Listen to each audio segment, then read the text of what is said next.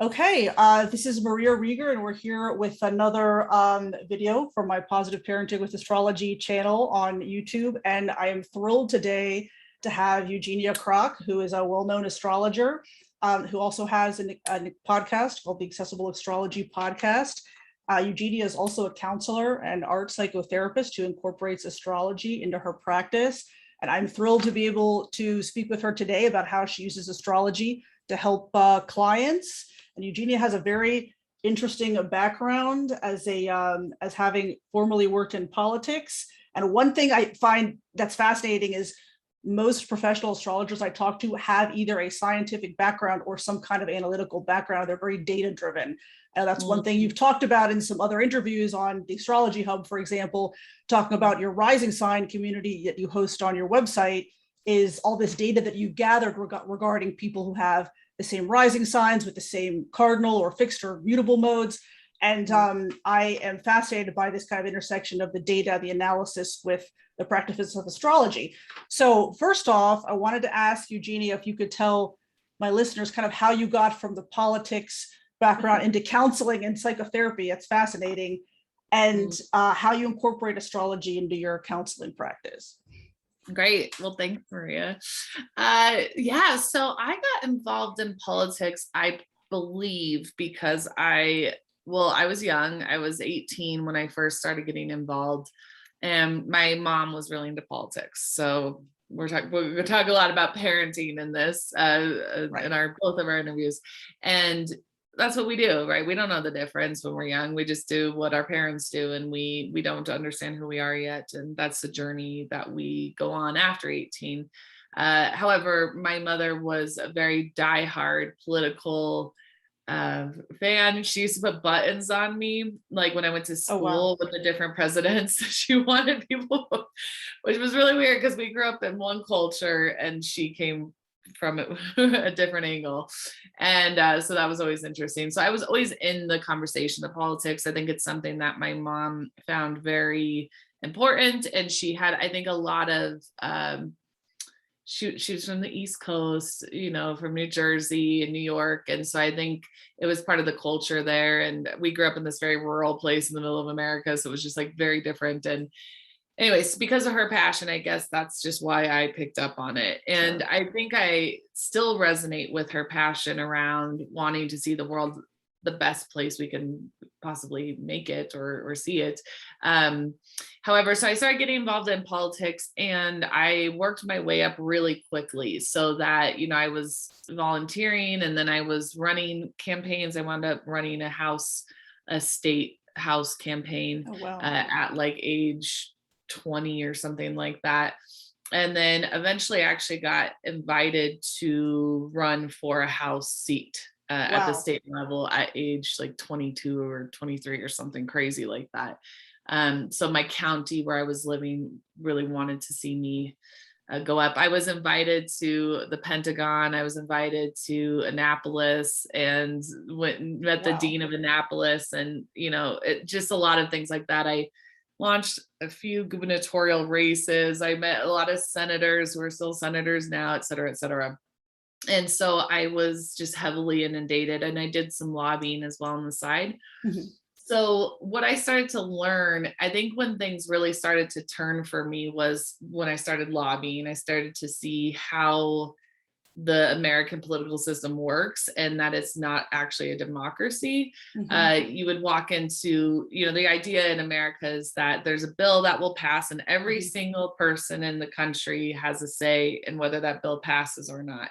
It's the idea, and that your representative will, we delegate that to our representative to vote on behalf of us, right? Mm-hmm. But a good informed American should know every single bill that's being passed. But the problem is there's like hundreds and thousands of bills passed all the time, from county to state to federal. And so being a part of that and watching how the bills got passed, meaning, well, we're going to take this person out to lunch. We're going to take this person out to lunch. If we take you out to lunch, you'll vote on our bill. Mm-hmm. That's when I realized this is not a democracy. Mm-hmm. It's a lie. And this is what would be the better word to describe it? I don't know. I'm sure there's a lot of ways people describe it. I don't know what it would be, but that was the first kind of part where I was like, this is not for the people at all. This is if you're taking people to the right places, they'll vote for your bill. And then I think the second place where I started to realize things were a little bit crazy was I was in a delegation meeting. So when you go together as a party to vote on what you want your governor and senator and whatnot to run for. And so all of a sudden, this was way back in 2003 or something, 2001, something like that. And here it is, the same party, and they were all split. So one was pro gay rights, one was anti, one was pro immigration, one was anti. And what you saw was two totally divided parties within one party fighting. And that's when I look back and I was like, this isn't about getting shit done. This is actually about people who just like to fight with each other. And that's when I knew that this is not going to have any real impact on the world. I mean, it has a massive impact on the world, but I don't want to be part of this impact.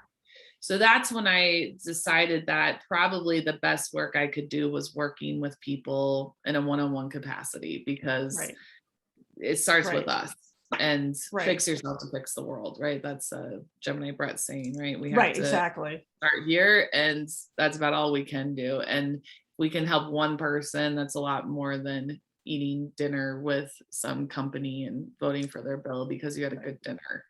So that's right, exactly. There are different people can kind of affect things in different ways. So that's right. And I, being from the DC area myself, it's very eye-opening when people come here and they expect an experience, and bills take forever to even get anywhere, if they even do get anywhere.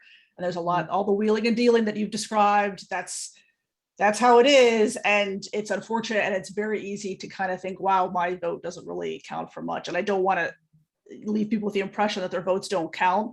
But when you mentioned the lobbying groups, that's something that even DC insiders a lot of us are always criticizing. It's seems to be more about deep pockets, right? Than about, so who has the most money to get things done. That came up with the whole healthcare debate with the insurance companies. I mean, I could go on and on about that, but that's not even related to astrology. So, but I could go on about it too. Right. So I'm sure. So, because I've never worked, I'm from here, but I've never worked on the Hill like you have. So, but so yeah, definitely different people have different strengths, and just affecting people one-on-one, kind of, that I can understand how that's definitely more fulfilling than kind of the political life you were describing. So, and you learn pretty quickly that this much gets done when you fight. And actually, when people come to my practice, they come from the left side and the right side and the up side and the down side. I don't really care. Like, I genuinely don't care how people vote. I don't care how you politically, I see both perspectives. I see the middle perspective. I don't care. Like, who are you as a human, and what is your unique gift to this consciousness and to humanity? That's interesting to me.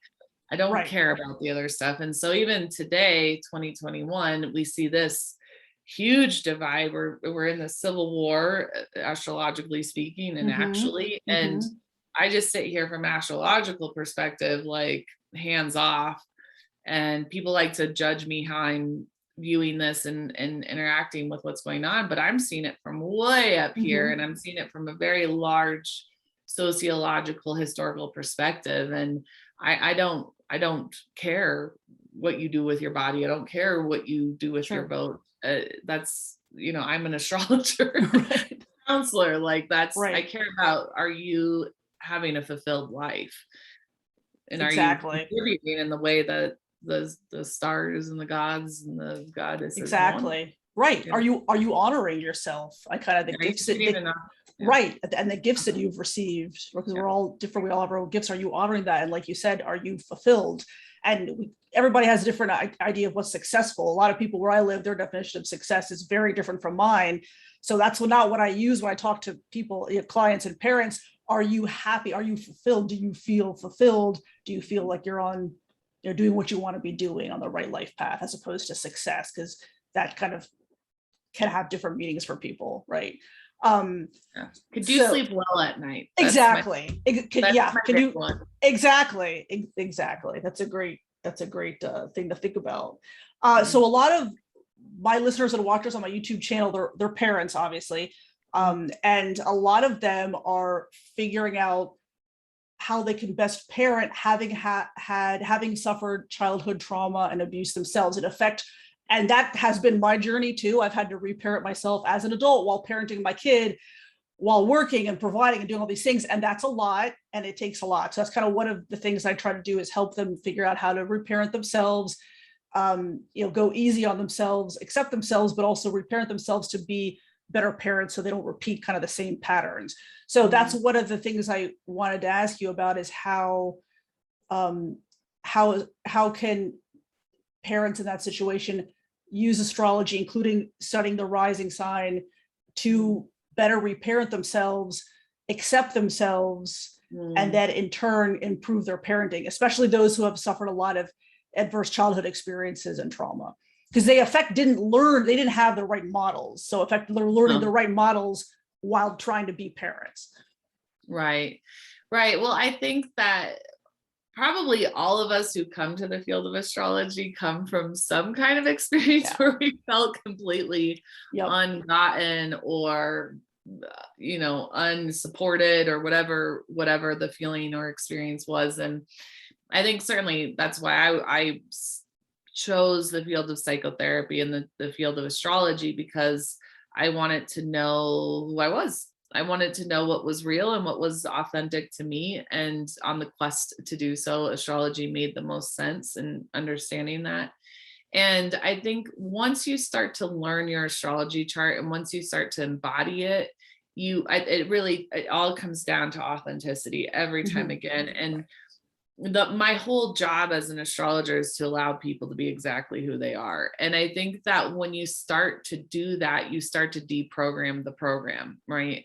And I think liberation is about coming out of the program of our culture, our parents' ideologies, our schools' ideologies, all of it, and to recognize what's true to us. And I think that once you start to do that, whatever stage of life you're in, if you're young or you have children or whatever it might be, there's a huge amount of acceptance. So for example, I'm an Aquarius, and I've really worked out the neurology of each sign. So I have very research neurological data to back up why we are the way we are when we're born, at the time of year we're born.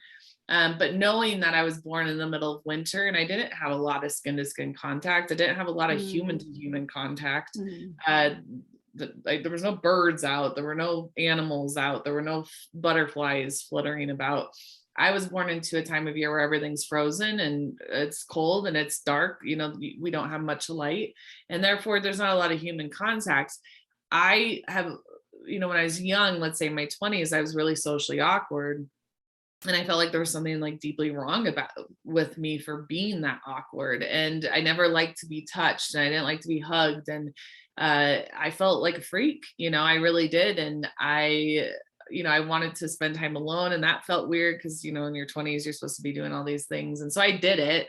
I went out, and in order to cope with it, I would drink, to just ease up my anxieties or whatever. And I did a lot of things that were not authentic to me, a ton of things.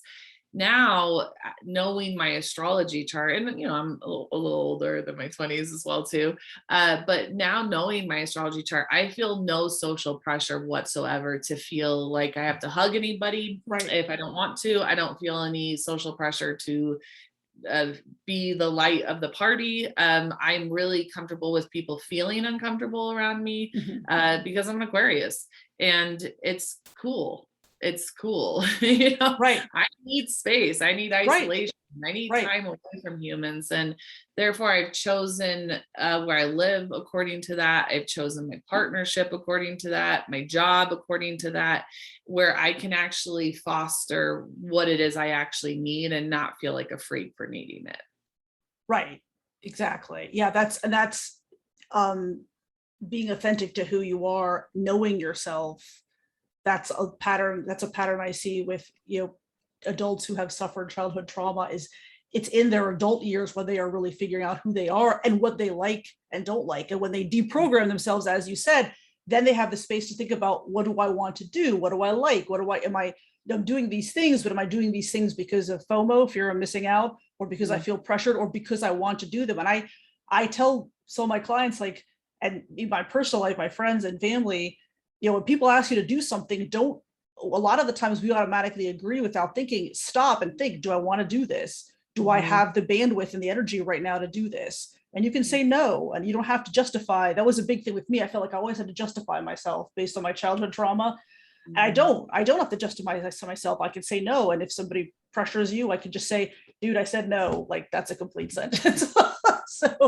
so yeah. And that's really important for parents to understand for themselves, their own development. And then when they're parenting their kids, and this is a huge thing I talk about with parents, your kids can say no to you, because if your kids cannot say no to the parents who are supposed to be like in the kids' corner, who can they say no to? If they don't feel comfortable saying no to their own parents once in a while in a respectful way, who are they going to be comfortable saying no to? So, and there are ways parents can deal with that without feeling, disrespected, and still forming the strong relationship with the kids. Anyway, right. And one other thing I wanted to ask you, because you have this great rising sign community that we mentioned earlier on your website, and you've done all this data regarding cardinal, fixed, mutable rising signs, which was really fascinating. And if people listening to this have not heard or viewed Eugenia's interview on the Astrology Hub podcast on this, they should, because it's a fascinating interview and topic. Because this is something I sometimes struggle with explaining to parents, how the rising sign expresses in their child's chart. And if you could give us some guidance on that. Yeah, absolutely. Yeah. So it's funny, that interview, because I wound up talking about the fixed, mutable, cardinal. And I know less about that than I do about Aries, Taurus, Gemini, So through my research, I have discovered 12 archetypal stories that every single human experiences. And, as unique as our astrology chart is based on our rising sign, it's not that unique, right. It turns out. Right. And I don't share that publicly for a number of reasons, and I'm not sure I ever will. For a couple of reasons. One, because if you kind of see what's happened, and this it's across the generations, it's across no matter the socioeconomic status, no matter the ethnic background, I've seen this story just consistently show up. My worry is that if a parent has a child and they say, oh, well, this rising sign will indicate this story, right, they might be freaked out. They might be worried, concerned about what's going to happen to their kids. And so that's why I don't share that publicly. And that's why I reserve that for the rising sign group. And I don't even share that within the rising signs. So I'm never going to let Libra risings know about Cancer rising story. And this is something that I might wind up teaching therapists at some point. I don't even know how I'm going to do it. I don't know how I stumbled upon this, because I use data. So we'll see. However, when I'm working with people and their children, I'm very, very aware of the story. And so when we start to look into the rising sign, what I will say is that the rising sign will tell you a lot about your first 7 years. Think about the sun when it's rising in the east. The sign that's sun rises in the east, it sets the tone of your day. So like I had a really weird morning this morning. I've just had a weird day. I've had tons of technological glitches. I've been running behind. People have been running behind. And so that's just kind of a weird day. It's a fine day. It's a beautiful day, but it's also a little bit weird because the tone of it started strange. Right. So similarly, whatever sign is rising in the east sets the tone of your life. Therefore, it looks a lot like what the first 7 years of your life are going to mirror. Okay. And so as a parent, as you start to really understand the rising sign, you can start to do two things. One, you can step back and accept that the path of the first 7 years for your child is already written. It's already laid out. No matter what you do or don't do, it's going to bring in ideologies and consciousness into that child, which is required for the rest of their life. Okay. Mhm. But also, so you can kind of just let it go and be like, okay, so my child is an Aries rising. Therefore, the first 7 years of their life are going to be very Aries in nature. Now, this is not their story. This is the story that they experience, because, we're becoming ourselves from 0 to 7, right? We are not autonomous at all at that point. Right. So it's really the overall story, what it looks like in the field, and our parents, and how our parents behave, and you see really similar patterns in all 12 signs. So you can look at it, and once you join the rising sign group, where you're working with me, what it does is to help you look at your child, to accept their fate, so to speak, but also to encourage and foster and work with that energy. So let me use myself as a quick example. I'm a Gemini rising. Okay. And my story is very, in the most simplistic terms, I had a very active childhood. I'm really lucky, because Gemini risings typically get really typical childhoods, or what we would hope would be a typical childhood. A lot of play, a lot of activity, a lot of all over the place, going here, going there. So I played softball and basketball and soccer and tennis and golf and ballet and Girl Scouts and piano and acting, and it never stopped. Okay. Right. So if my parents had understood that I was a Gemini rising, they would have been like, okay, our child's probably going to have an active life, and we can work with that. But also, we want to be conscientious that too much activity will wear this child out. And if this child doesn't learn how to monitor their activities, they're going to be all over the place all the time, and feel like they can't focus, or feel like they're happy one day and sad one day, or, anxious, and, all the things that come with Gemini rising. Right. So they might be like, okay, so I'm going to temper my child's activities, and maybe I'll say, listen, you have a choice of 3 activities: ballet, soccer, or art. Which one do you want to do? Let's choose one activity to focus on, for example. Right. So we can work with it, but we also have to step back and let it be what it also needs to be. Right. If that makes any sense, what I'm saying. No, it does. Yeah, I definitely, because you kind of can't change the child's intrinsic nature. You can help, you can give them tools to manage some things that may be challenging, like you mentioned the Gemini energy. And my son has a Gemini moon, and I feel like the moon is such a fast moving body. When it's in the sign of Gemini, the energy is just amped up. And I've seen that with him. I've had to give him the tools to slow down and recognize when he needs a break, when he needs to transition to something else, and things like that. So, because he's a Scorpio sun, so he can be a little obsessive compulsive about some things. And he's also, I've noticed, he's introverted. He needs alone time to recharge. So he feels compelled to be with his peers, but then he wears out way earlier than his peers do. And I've had to teach him, you need to give yourself breaks. All the activity is fine. You need breaks, and you need to kind of bookend these periods of activity with some alone time at home to recharge your energy. Otherwise, you're just worn out, and you just can't, you have a harder time functioning. And that's on, as you suggested, that's on the parents to teach the kids at that age how to handle those things. Right. Yeah. And I think too, like, a lot of learning about authenticity is about learning about our energy, so for example, again, when we are engaged in something in life that is uninspired, we can feel it. We drag our feet to get to it. Our energy drops when we think about it. There's no excitement in it. And then there's these exciting potential opportunities that we just wake up naturally and do. One of my mentors is this man, Dr. John DeMartini, and he's like completely changed the course of my life. And I encourage every single human on the planet to research this guy and take his value determination test. But what he talks a lot about, as him, the Sagittarius, he talks about, are we living an inspired life? That's his big thing. Not, necessarily, are we happy, or it's like, are we inspired by what we wake up to do? And so what he has you do is he has you naturally look at, what do you wake up and naturally inspired to do? So like every morning when I wake up, I naturally look at things about my podcast, for example. I don't naturally want to look at anything else. I'm not looking at cooking books. I'm not looking at,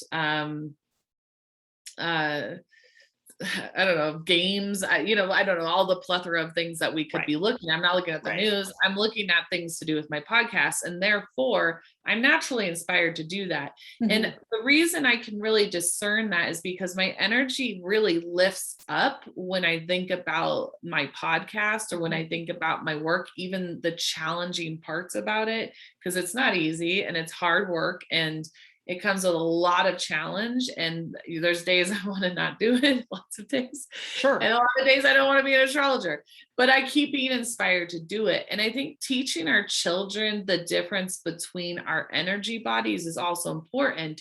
But as a parent who understands astrology, we can help guide that conversation. So if my folks had understood astrology, they would see that I have this, the ruler of my chart in my 9th house, Aquarius.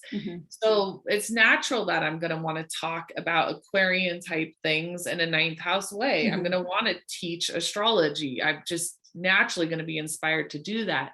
So they might see that, and they might put me into positions of education or learning how to speak, or, I probably should have been taking speech classes, if anything.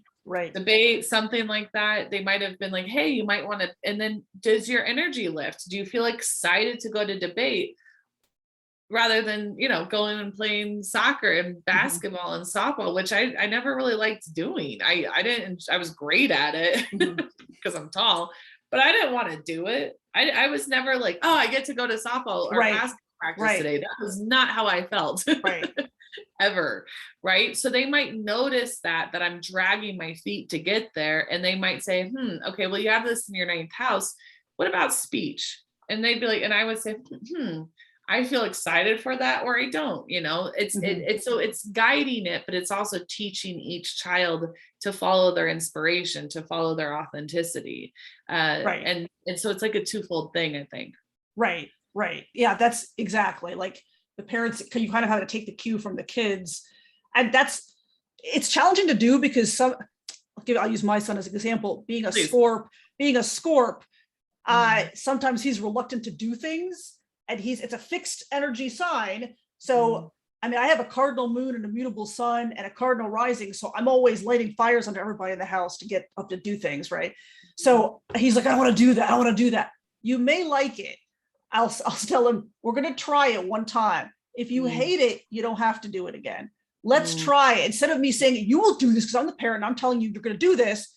Let's try it. It's something new, something we don't usually do. It's a good break from video games, which is what he loves to do. So let's try this. And if you hate it, we don't have to do it again. And usually, like, whatever we're doing, he likes it, right? Whatever we're doing, outside time or whatever, floating the river or whatever, water park.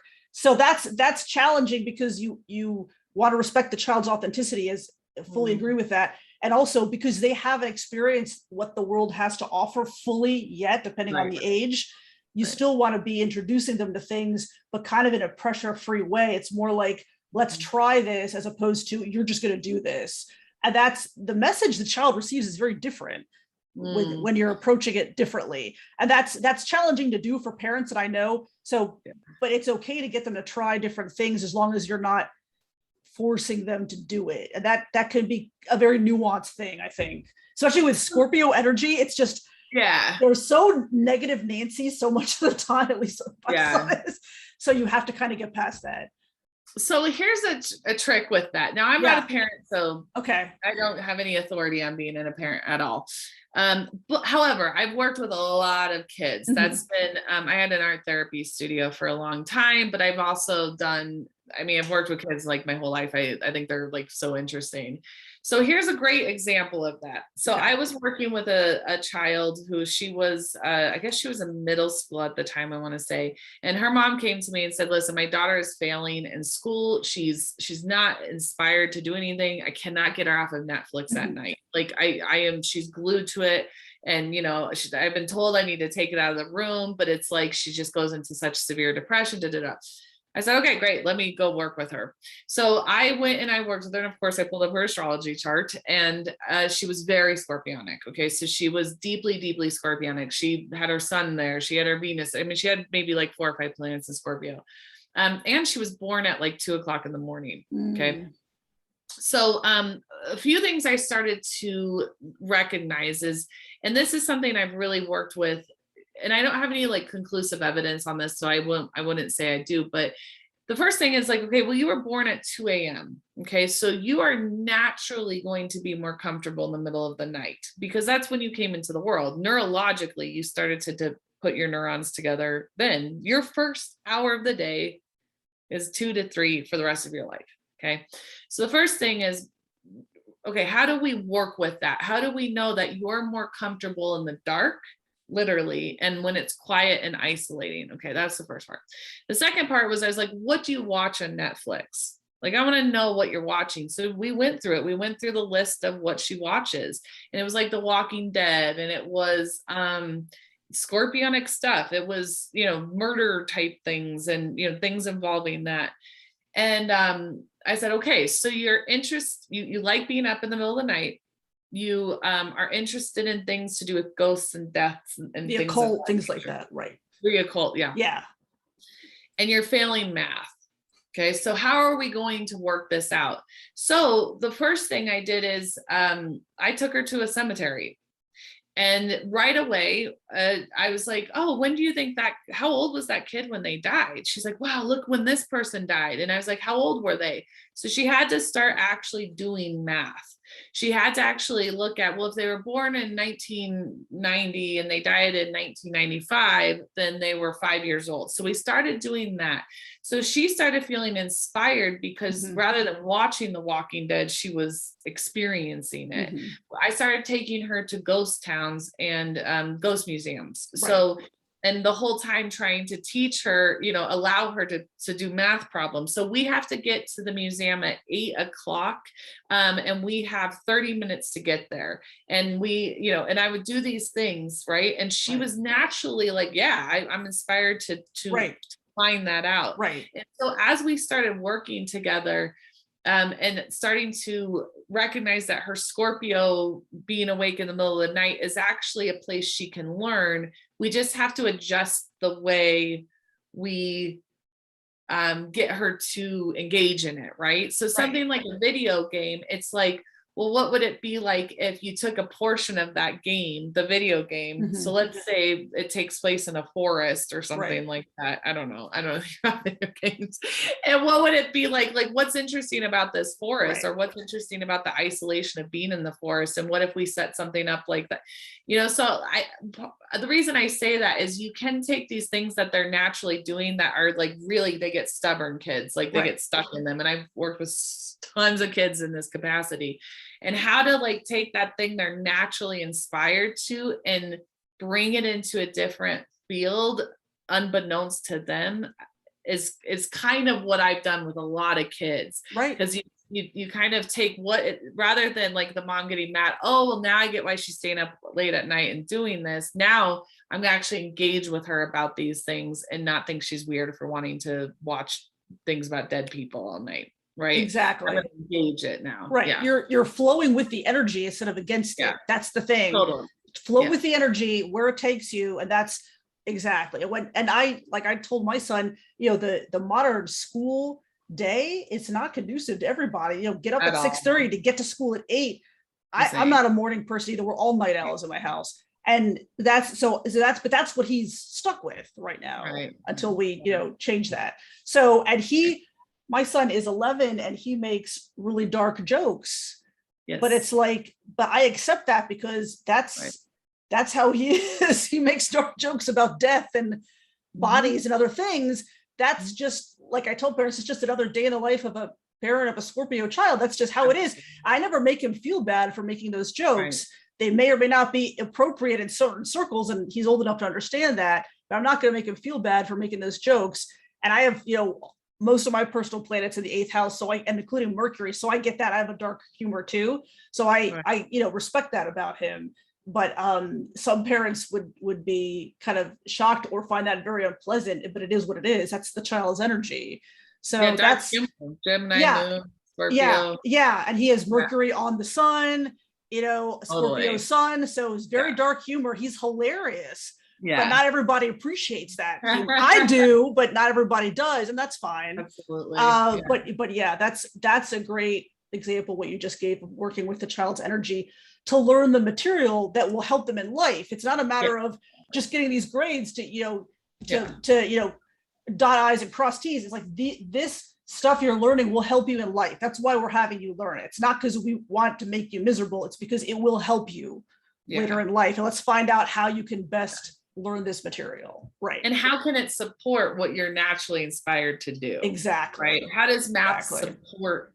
Like, I have to use math all the time in astrology. I'm constantly using math, like astrology charts, but I wouldn't otherwise be interested in it. Like I like when I have to when my husband asks me for the budget, I don't do it. I won't. I've now hired someone to do it. I've delegated someone else to do it because it doesn't inspire me to put money or not money, but put numbers together when it concerns what I'm spending, because I don't have a lot of value on buying things. That's not like a value of mine. I'm not a material person. I'm not interested, but I'm really interested in astrology charts. And therefore you can get me to do math and data on astrology charts any day of the week. Right. That's easy. Right. No problem. Right. Exactly. Right. And so learning that with our kids, how do we take these practical tasks and needs that every child is needing to learn in the structure of education and learning and things of that nature, but how do we adapt it so that they see the value of it inside of the thing that inspires them? Okay. Right. Exactly. Right. Like I'm not super gifted at math, but I love personal finance and investing and things like that. So I'll do it. I'll do the math I need to do for all of that. Right, exactly. Right. I'll happily. I won't do calculus and other things, but I'll do statistics, other things that kind of work toward those kind of goals and interests. So that's exactly right. So, and that's what I find a lot of homeschooling parents do, is they just kind of find out how the kids naturally learn, what inspires them to learn of those subjects, and then you kind of go with that. Right. Exactly. Absolutely. Exactly. So Eugenia, we're kind of coming up on the end of time. I didn't want to run over too much, but I did want to ask you if you had any other tips for parents on kind of how to improve their parenting, anything you want to leave the audience with as far as anything else to pay attention to. We've talked about a lot already, but anything else to pay attention to in the child's chart, or just kind of how tips in general to how to improve their parenting using understanding the child's chart or astrology in general. So there's a few things I might say, which would be, the first would be, I think in astrology, it can become as dangerous as being an unconscious parent, meaning, oh, well, my kid. So for example, I know I have a friend whose child has a moon in the 12th house, and she worries all the time that her kid's going to spend a lot of time in hospitals. Okay. It's just like a constant worry she has about her kid. Now I have a moon in the 12th house, and I did spend a lot of time in hospitals as a kid. Was it bad? No, I enjoyed it. I actually really liked all the time I got to spend in hospitals. It was actually like very nourishing and nurturing to me. I wound up working in hospitals after. I've spent a lot of time in hospitals working with kids and ICUs and so on and so forth.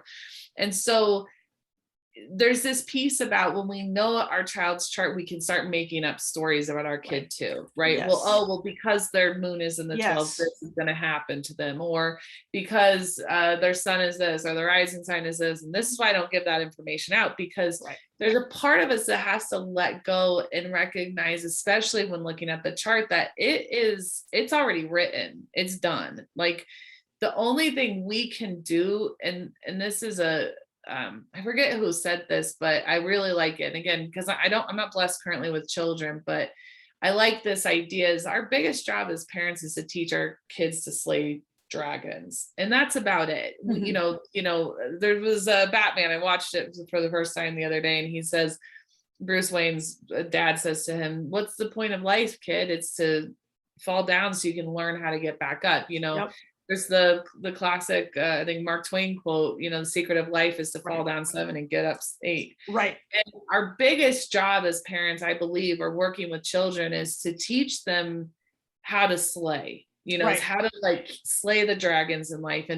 And if we're teaching them that in acknowledgement of their chart, no matter what happens, whatever challenge presents itself, whatever difficulty arises for that child and their chart, that that's part of the path.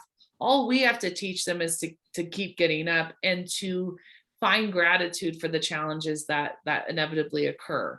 And I think that, if we can look at the chart and let the chart be, as much as, it's like with our own charts, it's the same thing. And sometimes we can look at our chart and be like, oh my God, I have this transit coming up, what's going to happen?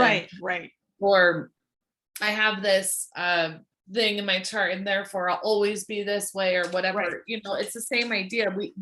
The chart is just it's a guide, it's a validating tool, but it's not ultimately how we perceive our reality is our choice. Right. And I think that if we're working with astrology and our kids, that's probably more important, is teaching them that than actually their chart, right? Because absolutely, the chart changes. It never happens the way you expect it will. Our the future is unpredictable, and and learning to just, especially based on the data points I've observed, take your hands off the wheels from the perspective that it's written. I've seen it over and over and over and over. Right. But realizing we can foster these things, but also not living in fear of them and thinking that we can control our kids because we know their chart. Exactly. Right. And things can, when you start to get too predictive, things tend to have a self-fulfilling prophecy. It's like I tell people, if you attract into your life what you give your time and attention to, if you think it's going to be like this constantly, it may just turn out like you fear. So why don't you just, like you said, take your hands off the wheel, step back and kind of let it happen and give support, right? Support and love, obviously, but not worry about, and I get questions like that from parents all the time, especially because there's so much information available now on the internet. Well, I've been told that, I read that this aspect means the child is going to have a really bad wounded relationship with the mother. Well, if you keep thinking that, it may turn out that way, but not always, right? Because chances are, if you're already wondering about questioning your own parenting and thinking, am I doing this right? Chances are you're probably a decent parent because you're already thinking about how to improve. So, right. And if you think about like the child I was just talking about, like my friend's child, maybe you could just bring some like stethoscopes home and some like boxes of Band-Aids and stuff and like just go with it. Go with getting your kid comfortable with potentially spending time in a hospital, if that even happens, if that even occurs. Because I don't know, it very well, I don't spend time there now, thank you, God willing, and maybe who knows, but my moon is always going to be in the 12th. And I'm very comfortable in hospital settings. I'm not afraid of them. I'm not afraid if I have to go to them, for whatever reason. I'm just not, because I spent time there and I'm comfortable. So maybe starting to get them comfortable. Maybe if their moon is in, the 5th, just get them comfortable with having some art around. It doesn't mean that they're going to become artists. Maybe they become bakers, but you've at least put, colors out where they can have access to it, and so on and so forth. Like going with it, but not predicting or thinking you have any control on how it's actually going to unfold. Right. Exactly. That girl, she may never go to the hospital ever. I mean, that's also possible. It really is. Right. Exactly. It's hard to tell. It's really hard to make those specific predictions just from that placement. So, exactly. Well, Eugenia, that is all really, really, really great information for parents. I know this is gonna find this very, very useful. So thank you for all that.